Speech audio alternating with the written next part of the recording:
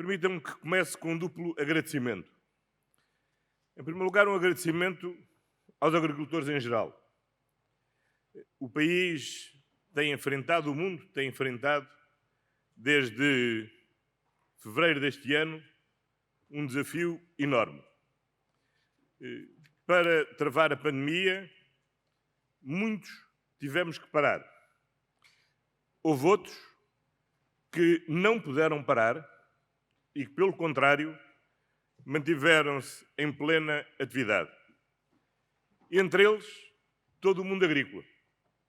E se nada nos faltou na nossa alimentação do dia-a-dia, mesmo naqueles 2 meses de estado de emergência e de confinamento, foi porque, efetivamente, houve quem vencesse, muitas vezes seguramente também o medo, continuasse a sair, continuasse a fazer o seu trabalho e a assegurar que do prado ao prato nada nos tivesse faltado. E por isso a primeira palavra que quero aqui expressar é de agradecimento aos agricultores portugueses pela sua capacidade de se terem mantido em atividade e assegurar que nada faltasse na alimentação dos portugueses. A segunda palavra de agradecimento é mesmo ao engenheiro Joaquim Pedro Torres pela realização de mais esta edição da AgroGlobal. Bem sei que hoje só pode ser realizada em condições muito específicas, mas é fundamental que ela tenha lugar. Eu visitei pela primeira vez este evento, creio que há 2 anos, com o então Ministro Capola Santos, e é dos eventos agrícolas, dos muitos que tenho visitado, um dos que mais me tem agradado. E que tem uma característica muito importante. É um evento de profissionais para profissionais, onde os profissionais vêm conhecer o melhor que há para fazerem ainda melhor aquilo que fazem. Há, aliás, no folheto desta edição, uma frase que retive e que acho particularmente significativa. Alguém terá dito, está lá citado, nós não vamos à AgroGlobal ver o que há de novo, nós vamos à AgroGlobal ver o que podemos fazer de novo. E a AgroGlobal é precisamente isso, um motor e um grande contributo para a inovação no mundo agrícola. E essa inovação tem sido absolutamente decisiva. É graças a essa inovação que, durante a última década, Portugal reduziu em cerca de 400 milhões de euros por ano o seu déficit alimentar. Foi graças a essa inovação que, ao longo da última década, as nossas exportações no setor agroalimentar cresceram em média 5% ao ano. No ano passado, em 2019, as exportações do setor agroalimentar representavam 11% da totalidade da exportação de bens no nosso país. E exportando para 185 mercados, mais de 50 abertos nos últimos 5 anos. E isto só é possível, de facto, colocando a inovação no centro do processo agrícola. E ao contrário do que muitos dizem, a agricultura não é uma atividade do passado. Seguramente, o primeiro gesto do primeiro ser vivo que houve no planeta foi procurar alimentar-se. É seguramente uma atividade que vem da origem dos tempos, mas é seguramente também uma atividade que tem e terá sempre um enorme futuro. Porque enquanto houver seres vivos, os seres vivos terão que se alimentar. E para se alimentarem, terá que haver a produção que a agricultura nos permite assegurar. É por isso que o investimento na inovação é crítico para o futuro da agricultura. Nós temos que produzir mais, num contexto em que os recursos escasseiam e em que sabemos que as alterações climáticas, designadamente num país como Portugal, nos coloca desafios muito particulares. Nós somos dos países da União Europeia que mais sofreremos com os riscos das alterações climáticas. Sofreremos com a escassez da água e com a erosão da costa.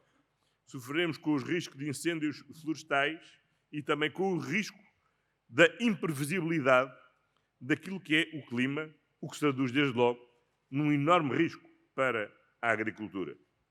E por isso, ao contrário daquilo que muitas vezes vejo referido, nós não podemos ver a agricultura e o ambiente como inimigos, mas só os posso ver como aliados.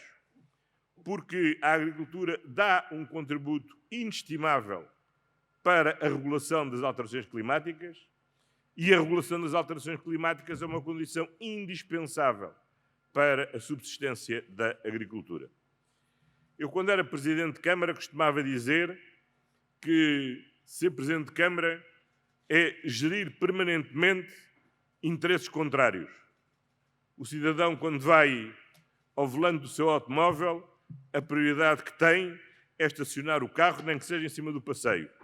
O mesmo cidadão, quando sai de casa com o carrinho de bebê, a última coisa que exige, que aceita, é um carro estacionado em cima do passeio e que constitui uma barreira para a sua circulação com a cadeirinha de bebê. O cidadão é o mesmo.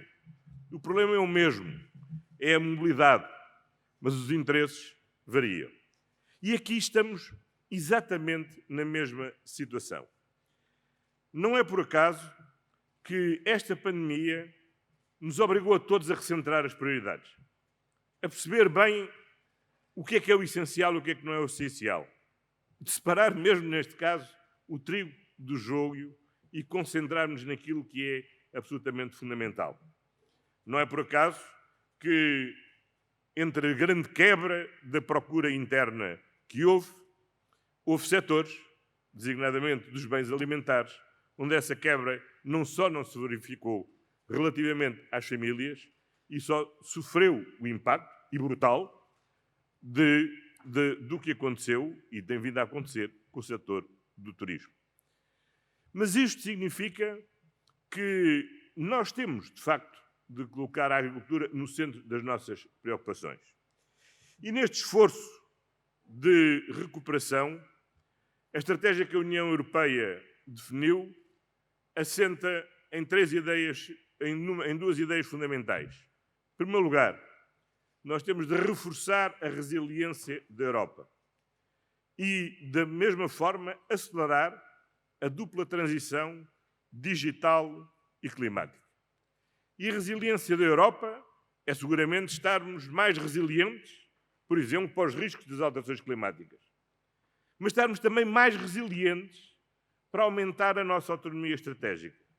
Porque se algo ficou bem claro nestes meses, é que nós não podemos depender de cadeias de valor de tal forma globalizadas, em que, pela sua extensão, a risco de interrupção em qualquer uma dessas elos dessa cadeia nos coloca numa situação de ruptura de abastecimentos de bens absolutamente essenciais. E se há bem essencial, é mesmo os bens agroalimentares. Por isso a Europa vai ter de saber produzir mais e produzir necessariamente melhor. E é por isso que aliar essa resiliência à dupla transição digital e climática é mesmo um desafio ganhador e que reforça o sentido do futuro desta atividade. Porque o digital não é o oposto do trabalho agrícola.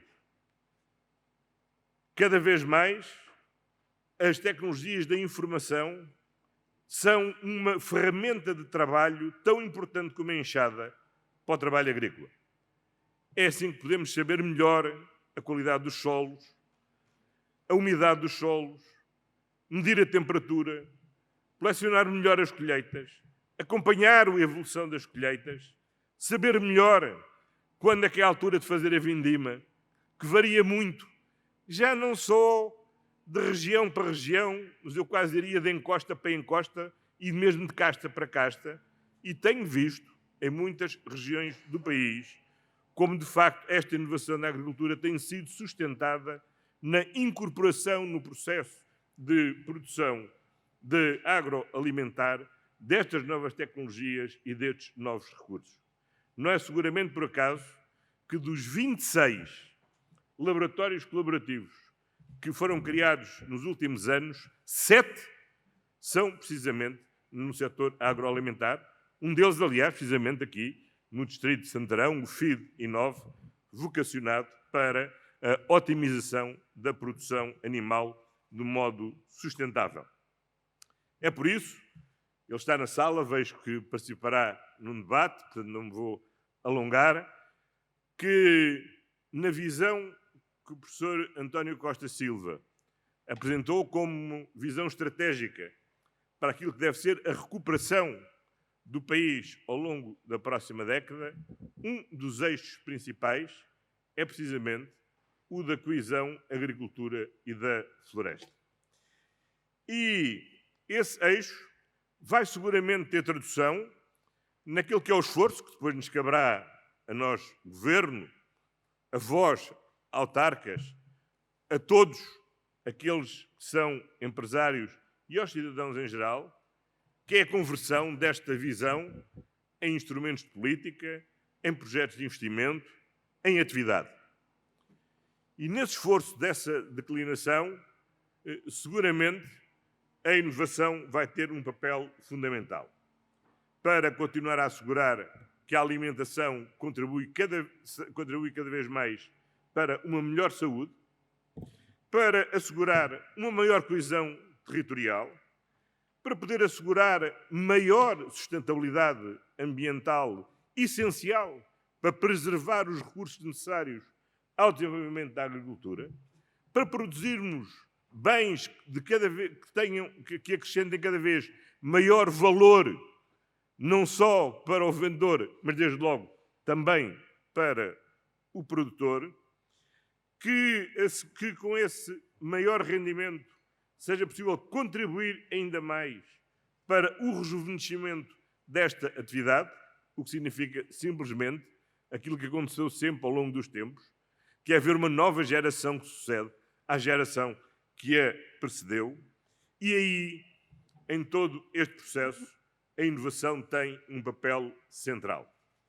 E é por isso que, sabendo bem qual é o papel das políticas públicas na criação de melhores condições para que as empresas, os empresários, e neste caso os empresários do setor de toda a fileira agroalimentar, nós sabemos bem que temos que trabalhar em parceria. Temos que trabalhar em parceria na relação diplomática, ajudando a abrir mercados. Temos que trabalhar em parceria, assegurando melhor utilização e melhor disponibilização de recursos naturais, como foi o investimento do Alqueva e como é aquilo que está em curso com a execução do Plano Nacional de Regadios. Na proteção de recursos fundamentais, como a execução da reforma da floresta, que é absolutamente fundamental para que a floresta deixe de ser notícia pelos incêndios que aí ocorrem e passe cada vez a ser mais notícia pela riqueza que acrescenta ao território e ao nosso desenvolvimento. Para a parceria que temos que ter para assegurar que o país tem os melhores recursos humanos e, por isso, tem de continuar a aumentar o seu investimento do jardim de infância à frequência do ensino superior. O investimento crescente que temos que fazer na ciência para aumentar o conhecimento e na transferência desse conhecimento para o concreto, neste caso, para a terra, para o trabalho agrícola. Eu costumo dizer, muitas vezes, que não foi por milagre que, por exemplo, os nossos vinhos melhoraram a sua qualidade exponencialmente nas últimas décadas. A terra deve ser essencialmente a mesma. As uvas mais ou menos serão as mesmas. As condições climáticas têm-se alterado, mas não assim tanto. Agora, o que o vinho tem a mais, relativamente àquilo que tinha no passado, é uma outra componente essencial. Ter mais conhecimento. E é esse mais conhecimento que tem o vinho. É esse mais conhecimento que tem o azeite. É esse mais conhecimento que tem os frescos. É esse mais conhecimento que tem toda a produção agroalimentar que pode, efetivamente, assegurar-nos que nós conseguimos ter uma agricultura no futuro mais sustentável, mais saudável e que seja produtora de maior rendimento para quem trabalha na agricultura. E por isso a nossa primeira prioridade foi aprovar uma agenda para a inovação na agricultura para esta década 2030.